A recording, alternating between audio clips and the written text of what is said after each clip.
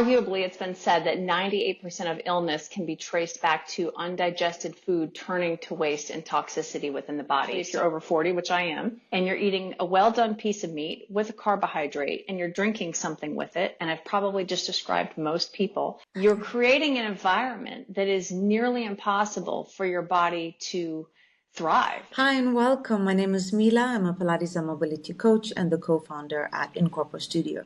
And today we're going to dive into the topic of digestion and enzymes, gut health and metabolic health.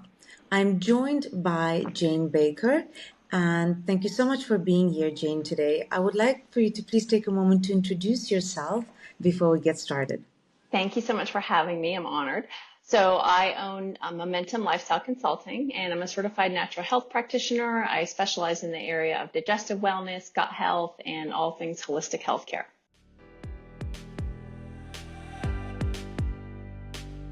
Thank you so much for being here. And I think we can just dive straight into the first question, as I'd love to get started.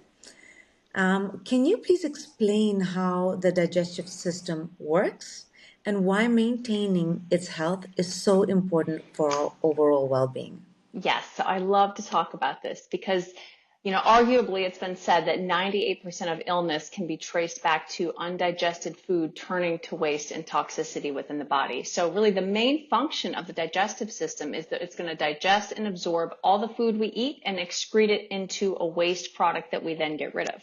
So this is really a symphony of organs that works together to help break down our food into simple nutrients like amino acids, fatty acids, and glucose. We have the mouth, the esophagus, the stomach, the small and large intestines, the liver, the gallbladder, the pancreas, and then eventually the rectum. So digestion actually begins in our mouth with our saliva-containing enzymes. The small intestines are going to absorb that food as much as they can and deliver it to the cells of the body. And it's also responsible for excreting waste from the body, as I said. So it's going to help to regulate blood sugar. It's going to store glycogen, which we can use later for fast energy when we need it. It makes something called fibrinogen, which helps with blood clotting so that we don't actually bleed out. It's going to recycle our red blood cells. It helps to produce vitamin A. And as I said, 98% of waste and toxicity is traced back to undigested food. So arguably, it's really the most important system in the whole body, I think. Very often in nutrition, the conversation goes on with, calories in versus calories out, or I should say that more in the fitness space, at least that where I am. So it's really interesting to hear. And I think there has been a lot of, information that it's more than just calories in, calories out. We have to take so much more into account, what we put in because it reflects our overall health and well-being. And one thing that's interesting that you mentioned is so much of our well-being can be traced to, how did you put that, undigested food? Yeah, it turns to waste and toxicity within the body. And as we talk a little bit further and we get into, enzymes, that's where they come in because so much of what we eat, we don't think about it. We just eat, right? We eat because we're hungry. We eat for emotional reasons. I've definitely been an emotional eater in my life. I've maintained an 80-pound weight loss for 20 years. And I tell people it's not that I starved myself. I'm a foodie. I love to eat. I just learned to combine the right things that are going to be nutritious for my body. They still taste good. I love to eat good, food, but it's got to be clean food. And when we put the right things in together, that's going to help those symphony of organs because everything works together in the body. And when one thing doesn't work, it's a bit of a domino effect. It starts backing things up in a bad way, and then it puts stress on the other organs. And then eventually we end up with this undigested food and waste turning to toxicity.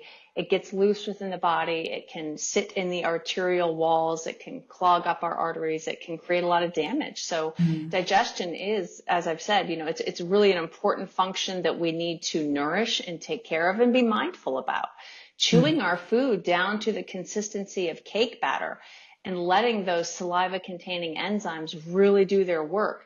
And, here in America, a lot of what we do is we eat the wrong foods. We then take a drink of something with our food that would wash away that hydrochloric acid in the stomach, which is there to further help digestion. And then we're combining things that don't break down together in the body. Proteins and carbohydrates don't play nice in our stomach. They don't break down together. There's even certain fruits that should be eaten on their own because of the enzymes that they contain. I would love to really just like explore that more, but just before we do, what are digestive enzymes and why do they become so important, for us as we age? And I guess especially after we hit that age of, 40, but maybe you can touch base a little bit about before 40s and after 40s. Yeah, so enzymes are they're biological catalysts that are going to speed up the chemical reactions in the cells of the body. And without them, most of our metabolic processes wouldn't happen fast enough to sustain our life. So as I said, raw food contains enzymes, but what happens is we cook the food. So generally when we eat fruit, we eat that raw, that's great. But when we cook food, we're destroying the enzymes in it. So then, we're opening ourselves up to a lot of issues of after we age, especially after 40, the enzymes do deplete. Now, the big three enzymes, there's a variety of enzymes, but the main three are going to be amylase. Now, this one's made in the mouth and in the pancreas. This was going to break down our complex carbohydrates. We have protease, which is also made in the pancreas. This breaks down our proteins. And then lipase, again, in the pancreas. And this is going to break down our fats. So the reason that these enzymes decrease by the age of 40 is because we have been exposed to oxidative stress on our body, and that's going to start affecting the cells. We get cellular damage, and this is going to drop off the enzymes significantly. And this is why it's so important for people to take a good plant-based digestive enzyme with their foods. And this is what we've done with my team, is we've produced a digestive enzyme, because it's in a supplement culture that we live in. I often tell people, if there's one supplement that you can afford to take, because supplementation is expensive, food in life is also expensive, but if there's one supplement you can take for your health, it's really going to be a digestive enzyme, because if you're not digesting your food, ultimately, you're going to die. When this undigested food passes into the colon, it can cause gas, bloating, cramping, other digestive issues. And as I said, it creates bigger problems over a longer period of time. It can place a great deal of stress on our pancreas, because when these enzymes deplete, the body knows, okay, if I don't digest, I'm going to die. So what the first thing does, the first organ that becomes stressed, is the pancreas. It puts its main job of insulin production on hold, and it gives digestive juices to the body, because the body is intelligent. It always is trying to heal. It's always trying to work and keep us surviving and thriving, right? Mm-hmm. So when it's getting something in that it knows it needs, like food for nourishment, the very first thing it's going to do is say, okay, I got to break down that food. I'm going to put insulin production on hold. I'm going to give you the enzymes you need to break that food down. So a lot of what we're seeing here, especially in America, is type 2 diabetes just going crazy, because people are, full of oxidative stress. They're eating the wrong foods. They have a buildup of this undigested toxicity in their body. The pancreas becomes depleted. As I say, it waves the white flag. It's like, I'm done. Mm-hmm. I'm not making insulin anymore. Now I'm just going to give you digestive juices, because if not, you're going to die. So, arguably the most important system in the body. It leads to digestive disorders, metabolic syndrome, obesity, impaired immunity, and it's just so very important to have a good, solid, healthy enzyme. And the reason I say plant-based is because that's going to work in a broader range of pH. pH is just a potential of hydrogen in the body. So when we're not at that right speed of life, we don't absorb the nutrients we need. So you want to make sure you have a plant-based enzyme, because that's going to work in that broader range of pH. Mm. You mentioned as we cook the food more, we deplete it of enzymes. Yes.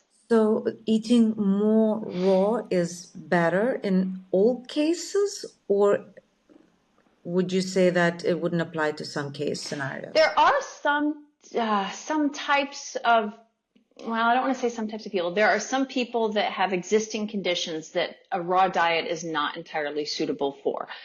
But it is better to eat as raw as we possibly can. Mm-hmm. I don't eat a lot of meat. I do eat some meat, but I don't eat a lot of meat. When I do eat meat, in the case, obviously I eat sushi, but when I have something like a cooked piece of salmon, I want to cook that to the right temperature. But when I eat steak occasionally, I get that rare or medium rare because, you know, it's been said that when you have a well done piece of meat, it is the equivalent of asking your body to digest a rock. It is the hardest thing for your body to break down. And Oh, then that's very interesting. So a meat and well-cooked piece of potato meat is culture, quite you know, then intense. it's, yeah, you know, so then you're putting in something that's like a rock to digest, and then you're adding a carbohydrate, which is going to take different enzymes. So if you're over 40, and again, this can happen for anybody, but especially if you're over 40, which I am, and you're eating a well-done piece of meat with a carbohydrate and you're drinking something with it, and I've probably just described most people, you're creating an environment that is nearly impossible for your body to thrive and break down. So the best thing to do is, if you're going to eat meat, eat it lean, eat it as close to raw. I love carpaccio. I love, you know, like any kind of the different raw meats that you can eat that are safe and healthy to eat. Mm-hmm. Eat it with a nice lean vegetable. Leafy greens are really great. And then, you know, keep the carbohydrates separately. Okay, so you're within that feeding window that like somebody's lunch or dinner, the combination of the protein from, meat with the veggies works well, but the moment you add carbs to it, it affects the digestion Right. negatively. So what the Okay. body wants to do is it's always looking for energy. So the first thing it's going to break down is it's going to go after that carbohydrate because it can store that and use it later for ATP, which is also energy. So the protein that we've put in there, for lack of a better term, will sit there and rot until the body can give enough digestive enzymes to it to break it down. It's going to go after the carbohydrate and use it and store it, and the protein it's going to come to later. So we see a lot of people with bloating, gas, cramping, feelings of prolonged fullness, a lot of different digestive issues because they're eating maybe meat and potatoes every day, or they're eating protein and carbohydrates. That can even be something like a sandwich, you know, bread, which is a carbohydrate, with some sort of a protein on it, like turkey or ham. And so if you're eating this consistently over time, you're just hurting your body. That's why I tell my clients, get into things like salads with protein, do some greens, do lettuce wrap sandwiches, you know, do something. If you eat bread, eat Ezekiel bread, eat a sprouted grain bread. It's a little bit easier for your body to break down. Oh, that's so interesting because I do think you, at least in my opinion, describe most people, right? We all kind of have the protein, the carbs, and the veggies, or at least that's like, what you get in a restaurant very often, and it's the most standard thing that I think comes as a bit of a surprise to me that they don't mix together as well. So a carb meal would almost like stand on its own. Would you say that? You know, I like Italian foods. Mm. So I do eat gluten-free, but what I do is if I can't have vegetable pasta, a lot of times I like that vegetable pasta. You can find it in the grocery store where it's maybe zucchini or carrots spiraled up. I will make that with like a nice marinara sauce. I'll put some Maverick ground beef in there and I'll do some nice red sauce and I will have that, or I will have it with the gluten-free pasta. Now the gluten-free pasta is of course still a carbohydrate. I call this a double or triple enzyme meal. I'm going to take 2 or 3 of my enzymes with that, get the enzymatic activity happening, and give my body a chance to break it down. And I tell people all the time, I say, it's not about deprivation. It's just about making mindful choices. I don't starve myself. I love to eat. I just choose the right things to give my body that fighting chance. It's so much healthier and better. I feel better after I eat. Years ago before I was healthy and I was overweight, I had skin problems. I didn't have energy. I couldn't sleep well. And it's all about the fuel you're putting in your car. If this is the car and it's supposed to take gasoline and I'm putting diesel in it, it's not going to run right.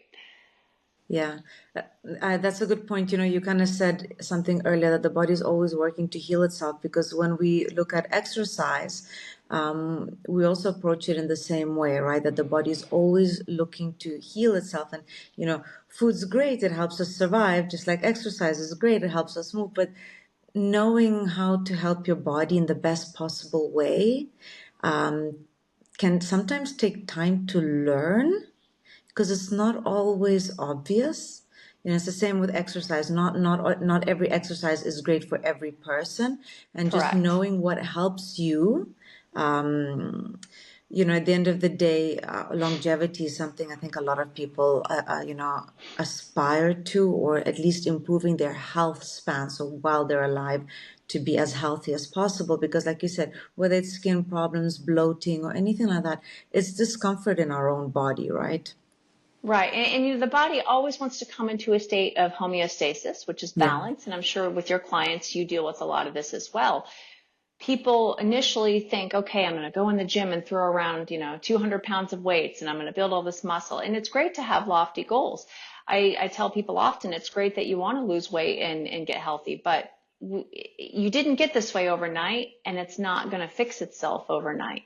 Yeah. You have to understand that your body is basically a science experiment and treat it like that. Understand its chemistry, get to work on a cellular level, be patient, which is something I myself have had to work at. My weight didn't come off instantly. It came off over the course of, 6 to 12 months in different little chunks, if you will. Mm-hmm. And then it was able to be maintained because I do the work to maintain it. I don't eat food that's dirty, and if I do have something dirty now and then, like a Twix bar, I had a Twix bar one time about a year ago, and it tasted gross after one bite. I'd rather have like a chocolate covered almond or a chocolate covered raisin instead of this processed junk.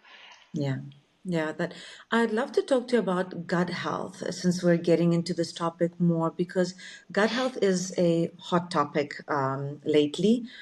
What is the gut microbiome, and how can an imbalance affect our physical, mental, and even our emotional health? Yes, I love this topic, the gut-brain connection. I talk about this a lot. So the gut microbiome, I tell people, it's like a diverse garden of bacteria that lives within our body. And when the soil of that garden becomes polluted, we are not going to thrive. But if we keep that soil healthy and nice, we're going to feel good, and then we're going to live a better life. So the bacteria that's there, it has a variety of different jobs, if you will. It's going to metabolize the bile in our intestines to help us digest fats, because your gallbladder produces bile, which is going to break down fats. Now, if this process stopped working entirely, the digestive system wouldn't get the bile it needs to break down the fats and absorb them, and we would have leftover cholesterol in our blood, which can build up. The immune system is going to take a great big hit if our microbiome is off, because the 80% of our body's immunity is actually in our gut.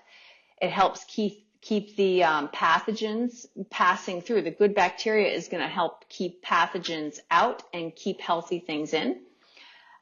Inflammation is another function of our immune system, and it can malfunction and become hyperreactive and cause chronic inflammation in the body when that microbiome is out of balance. So the gut-brain connection, there's a statement I'll share with you. I like to, as a natural health practitioner, I have to back up everything I do with science. That's just the way that it is. So I share with a lot of my clients these studies from the Cleveland Clinic or Harvard Health. Now, this is something from the Scientific Researcher, which is an academic publisher, peer-reviewed science. And it says that the gut-brain connection plays a role in a variety of neurological and psychiatric disorders, including depression, anxiety, autism, MS, and Alzheimer's disease. Research has shown that people with these disorders often have alterations in their gut microbiome. So it goes on to say that the gut-brain connection is thought to play a role in a wide range of other medical conditions, such as cardiovascular disease, metabolic disorders, and cancers. So when we talk about the gut-brain connection, I give people the example of being hangry, right? We've all heard about that. When you're hungry, you get a little bit angry. Well, there's a reason for that, because this and this are very intimately connected. And what you eat and how you feel can either be triggered by one or the other. So you can be thinking about something and it can give you maybe butterflies in your stomach or make you feel sick to your stomach. But you can also eat something that can make you think, oh, I don't feel good. And it can create negative thought patterns in your brain chemistry. So they're very closely linked. As we've said, everything in the body works together in a symphony. And the gut microbiome is so very important to keep protected. Now, people ask, does the microbiome always change? It does, even for somebody healthy who doesn't smoke, doesn't drink, and eats healthy food. If you come in contact with toxicity in your environment, if you have high stress, which I think it's safe to say in today's society, most of us, as zen as we want to be, can still have somewhat of a stressful life. I meditate, I exercise, I eat clean, and I can still get stressed out. So I know that is going to change my microbiome. Put a good plant-based, well, they're all plant-based, obviously, but put a good probiotic into your body, something with high strains of a lot of the good bacteria. It's best to take these probiotics at night before bed, because that's when your body goes into that repair and restore mode. And live a clean lifestyle. If we live a clean lifestyle by eating the right things, drinking the right things, thinking and feeling the right things, that's going to actually help us with that microbiome a lot more. Things like, again, smoking and drinking, these cause extreme oxidative stress on the body, and that's one of the worst things that we can do for the gut microbiome. Alcohol, I just want to touch on real briefly. And I do drink alcohol on very rare occasions, so I don't want to ever, I sound like I'm shaming somebody, because I do it too. But it turns into something called acetaldehyde, which is 30 times more toxic than the alcohol itself. And when the liver enzymes cannot metabolize this fast enough, this is where people get into alcohol poisoning and they can die. So this is highly, highly terrible for the gut microbiome, in addition to other environmental factors that we can come into contact with. It's really interesting because, in the European culture, I guess I can't speak for everyone, but a lot of like the not Mediterranean and also with Switzerland included, having wine is such a standard thing to have with a meal. And I've also, seen research that there really isn't a healthy quota for alcohol. And often if you go for, checkups and you sit at the doctor's office, I remember, the first questions is, do you drink? Do you smoke? Do you drink how many glasses a day? And that makes you stop and think, because, I'm sure all of us instinctively, just on occasion. But if we were really honest with ourselves, is it really on occasion, or is it, something more regular? And these become, like stepping stones in the wrong direction for our health. Because if we're constantly stressing our body, and it's not having that time to recover and restore and come back to that, healthy self, then it may not seem like much on a day by day, week by week, but year after year, we're going to start noticing that more and more, in our bodies. So that's really interesting. And I'm glad you brought that up. It goes back to something I referred to. It's a Darren Hardy book called The Compound Effect. And I tell all my clients about this. The compound effect is always working in our life. It's either working in a positive or a negative way. So if you want to start drinking more water and you can't drink your target amount, don't try to drink it all in one day. Drink a little bit more every day, and eventually you'll hit your target amount. Same thing with alcohol, like you just said, to your point. If you're doing something over a long period of time, it's going to have a residual buildup effect in the body, and then it's harder to undo.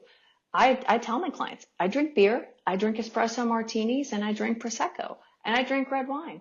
I don't do it all the time. It's very rare. And I usually feel terrible the next day, even if I only have 2 drinks, which is about my limit. But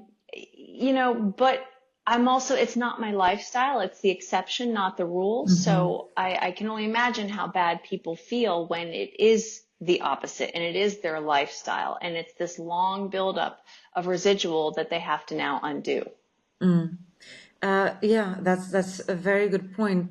And a lot of people think, oh, I'm going to get healthy. Maybe I'm going to go to the gym. I'm going to go work out. And I often have to, I feel like, and I talk about this a lot, but I really don't like the internet culture of like quick fixes or, go hard or go home. And like you said, everything is, compounds over time. And even physical health, when we're talking about exercise, is so impacted by how we eat.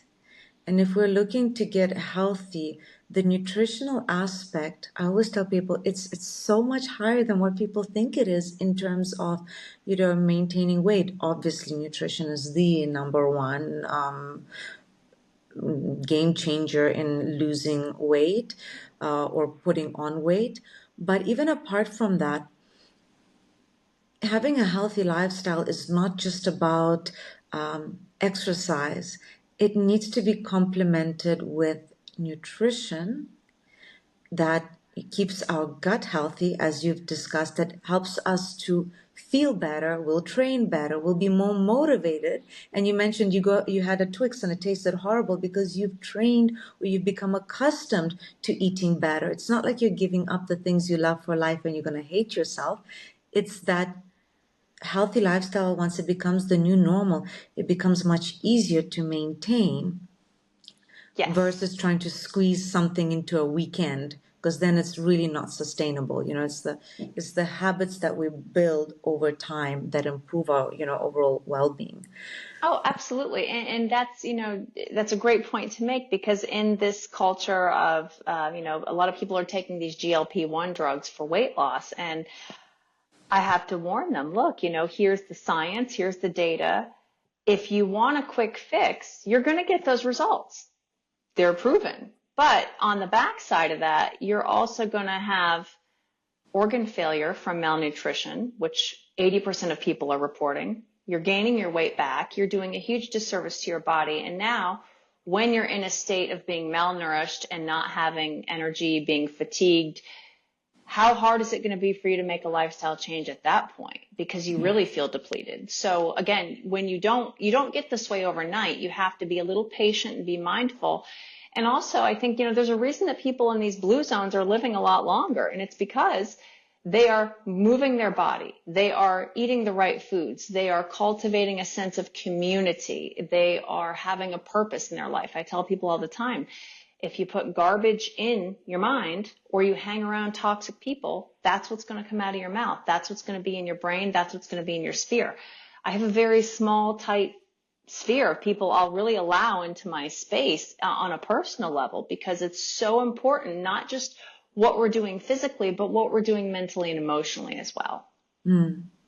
It's interesting about the Blue Zones diet is that you kind of start to notice a habit of it not just being one or the other. It's a whole lifestyle that comes around that. And a lot of it is eating clean. Like you don't see a Blue Zones diet on Doritos and right, chocolate. No. I mean, unless there's something we don't know about. but even to your point with wine, they do drink red wine, but again, in moderation. And I tell people anything is okay in moderation. But when I think anything in life, to a point is okay in moderation. But when we take it to the extreme, and I think as society today, we're seeing a lot of imbalance in a lot of things. And if we could just bring it back to the middle, that's where peace and thriving is balance. That takes me to my last question. Speaking of people in America, only 1 in 8 Americans are metabolically healthy. What does metabolic health mean? We've touched base on it, but maybe you can give me a bit more insight. And what simple steps can someone take to improve it? Yeah, so it's a sad state of affairs we have here.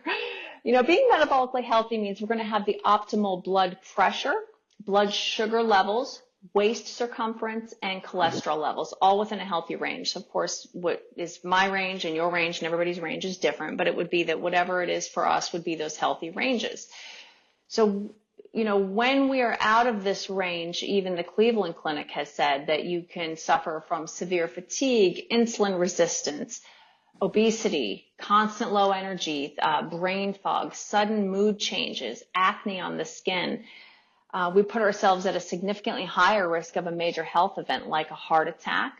We open ourselves up to cancer a lot more readily, type 2 diabetes, depression, illness because the immunity is damaged.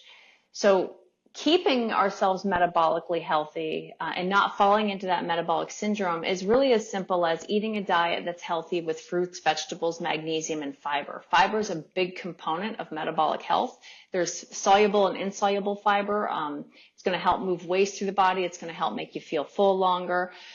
Avoiding those processed foods and dangerous fats. In America, we did finally have that war on trans fats, but we do have a lot of processed foods. And I tell people, even with a health bar or a nutrition bar, as clean as it may be, it's still processed. So you want to make that not your every day for lunch, I'm having a protein bar. No, that's not good to have 7 days a week, 4 weeks a month, 12 months a year. That is not healthy. That's not okay. For me, protein bars are something I take on airplanes because I don't want to eat airplane food. So I'm like, okay, this is my time to have a bar. Mm-hmm.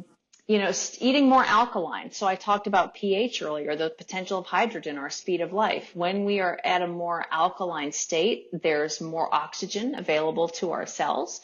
Our blood's going to be cleaner. We're going to have more energy and our body's going to function better. Mm. Staying hydrated. The optimal amount of hydration is different for each of us. It's not 8 glasses of water a day. It's whatever your body weight is. You want to cut that in half, and that's how many ounces you drink. So 200-pound person should drink 100 ounces of water a day. And as I said, you use the compound effect. I have clients that will say to me, how am I going to drink 100 ounces? I'm only drinking 8 right now. And I said, drink 8. Drink 8 for 3 days in a row and then bump it up by 8. And then after 3 more days, bump it up by 8 more. And within 2 weeks, you're going to hit your target amount. Mm-hmm. Being more physically active and moving our body, that's going to help with waist circumference in addition to the foods we're eating. Taking a good probiotic so that we have the healthy gut microbiome and keeping that diverse garden healthy and thriving. Reducing sodium and sugar. I have a lot of clients that do a 21-day sugar candida cleanse protocol. Candida is yeast that builds up in the body, causes a variety of health issues. Studies have shown that sugar ultimately will have the same effects on the brain as cocaine. So when people go through these detox symptoms, I tell them, look, it's 21 days and the first 7 to 10 days are going to be miserable. You're going to hate yourself. You're going to hate me. You're going to not like that you're doing this. But when you turn the corner, you are going to feel so much better. And that small snippet of 3 weeks to reset the functionality of your pancreas, to lose weight, to cleanse your body and to feel healthy is such a small step to take to get yourself metabolically. It's a full metabolic reset for your body. It helps, as I said, it resets your pancreas. People report sleeping better, mentally feeling better. I've had many people go to their doctor on their own and say, I don't feel that I need my depression meds anymore after doing this. And to me, that's such a testimonial. Of course, I can't advise, nor would I ever advise anybody to stop that. But I say, look, go consult with your doctor. And they don't feel the need to take it anymore. Mm-hmm. And stopping oxidative stress, like I said before, things like smoking, drinking, and alcohol, these are all stressing our body. And there's enough stress in the world. We have cortisol pumping through our veins. We go into adrenal fatigue. All of this plays into this metabolic syndrome because it's all connected. Like I said, our body is like a series of dominoes. And if we want to keep them standing up, we just have to work on sometimes maybe 1 or 2 and the rest fall into place. But if we let 1 or 2 fall down, the whole row goes down and then we're in trouble. Yeah. So as I listen to you, I'm like taking out even, just like mental steps for myself. It's a kind of a step-by-step approach that even if you can't fit everything right away, you probably won't if you're a human and, you're not superwoman or superman. Taking those step-by-step actions, allowing yourself room to still, enjoy your sweets or savory or, junk food too. It's a balance, like we said, everything in moderation, not an extreme. As you build on, because the idea is then to build more and more like a linear path to your health. So as we kind of start this journey, we start dropping off the bad habits, and getting more and more clear, but not diving all in and then having to dive back out because it was just too overwhelming. Because I sometimes can be a very I'm going to do this 100%. And then I notice that it's just not sustainable over time. And it goes back to a lot of what I talk with exercise is it's a habit, like you have to build the habit, you get off track, you jump back onto the habit. And so we want to minimize sugar, salt. We want to keep our carbs out of our plates, especially when we're looking at, protein and veggies together for our enzyme health, which is going to help with better digestion of everything so that stuff isn't being left behind to rot and make us feel bad or make us sick. I know I've completely oversimplified what you've said, but am I on the right track with No, what you're I'm you're saying? absolutely on the right track. Absolutely. And people will say to me, well, what am I supposed to eat? How am I supposed to do that? And this vegetable is a carb. I'm like, okay, you have your simple and your complex carbs. I mean, it really breaks down into a granular thing. But the best way is, and I'm glad that you brought up this point about diving in and diving out. I tell people who want to do a 21-day cleanse, for instance, I'm like, do not do this around the holidays. Do not do this if you have a wedding or an event coming up or a vacation, because you're setting yourself up for disaster. The foundation of all of our programs at Momentum are digest, hydrate, absorb. That is the crux of good wellness. If you are doing your hydration every day, if you are at the right pH balance, the right speed of life, you're absorbing your nutrients. If you are digesting your foods, that's your baseline. That's giving your body that fighting chance to survive and thrive. And then after about a month of that, if you want to dive into a sugar cleanse, a lot of people come on and they're a little bit versed in health and wellness, and they say, okay, right, I can do this. I'm going to jump in. I'm going to do it. And that's fine. I'll support that. It's up to a person, whatever they feel like they can try to do, we're going to support them. But I think starting with the right baseline and being graceful with yourself is so important for those sustainable results. Thank you so much. That was super, super insightful. I feel like, it's a conversation that can keep going and going because we've touched base on a lot of, different things. So I really hope that we'll be able to jump back on here and, dive into some other subtopics of what we have discussed because it's super interesting. And I love the idea of a step-by-step approach in a world that, demands extremes these days. I think what I really like when I talk to you is that finding that balance and then building onto that and, knowing that every step in the right direction is still a step in the right direction, no matter how small or big it seems at that time. So thank you so much for your Absolutely. time, Jayne. Oh, thank you so much for having me. I appreciate it. Have a great day and I hope we will chat again soon. Thank you. Bye.